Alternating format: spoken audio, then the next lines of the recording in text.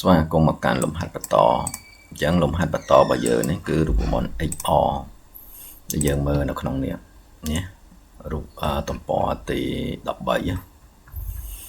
ពណ៌ទី13 A យើងរៀនហើយ A រៀនហើយ R រៀនហើយនៅ XR តោះឥឡូវយើងចូលរូបមន្ត XR ហ្នឹងទៅអញ្ចឹងទី1ស្មើ XR បាទselect ទៅលើលក្ខខណ្ឌទី1គ្រូកំណត់ថាបើខ្សែទី1ធំជាង10 comma មកខ្សែទី2ធំជាង10 enter អញ្ចឹងលក្ខខណ្ឌរបស់វាបែបនេះឃើញទេបើករណីលក្ខខណ្ឌទី1 true ទី2 true វាទៅ false វិញអញ្ចឹងណាអញ្ចឹងយើងមើលលក្ខខណ្ឌទី1យើងនេះអានេះធំជាងអានេះក៏ធំជាងដែរអញ្ចឹងលក្ខខណ្ឌរបស់វាឃើញទេ true ទៅ true ទៅ false ឃើញទេបាទទី2បើករណីអានេះ true អានេះ false អានេះ true អានេះធំជាង10អានេះ false true ត្រូវអានេះធំជាង10អាក្រអមអត់ខ្វល់ទេ true ឲ្យតែចាប់បានលក្ខខណ្ឌ1 true វា true ហើយដល់ពេលលក្ខខណ្ឌទី2 false ទី1 false ទី2 true នេះអានេះទៅជាង10អានេះធំជាង10អញ្ចឹងវាត្រូវបានមួយលក្ខខណ្ឌត្រូវមួយ true ញ៉េ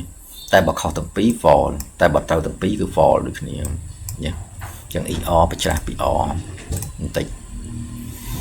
អូខេអញ្ចឹងយើងមើលមួយទៀតមកចូលដល់រូបមន្ត not អញ្ចឹង not ប្រច្រាស់មកវិញអញ្ចឹងណា not មានន័យថារូបមន្ត not អញ្ចឹងយើងដាក់គេស្មើ not cell នេះធំជាង10អញ្ចឹងលក្ខខណ្ឌ false អញ្ចឹងណាអញ្ចឹងវាធំជាង10ទេតទៅពេលយើងថែម not ពីមុខទៅផ្ទុយវិញអញ្ចឹងអានេះវាស្មើនឹងចេះស្មើនឹង cell នេះធំជាង10មេត្រូដល់ពេល not វាទៅប្រច្រាស់មកវិញអញ្ចឹង not គឺវាចាប់ទិន្នន័យប្រច្រាស់របស់ true មកវិញដូចនិយាយថាមិន clean អញ្ចឹងមិន clean អញ្ចឹងមានន័យថាមិនហ្នឹងវាប្រច្រាស់ន័យមកវិញអត់ដែរអូខេបាទអញ្ចឹងមេរៀនយើងប៉ុណ្ណឹងជួបគ្នាវីដេអូក្រោយ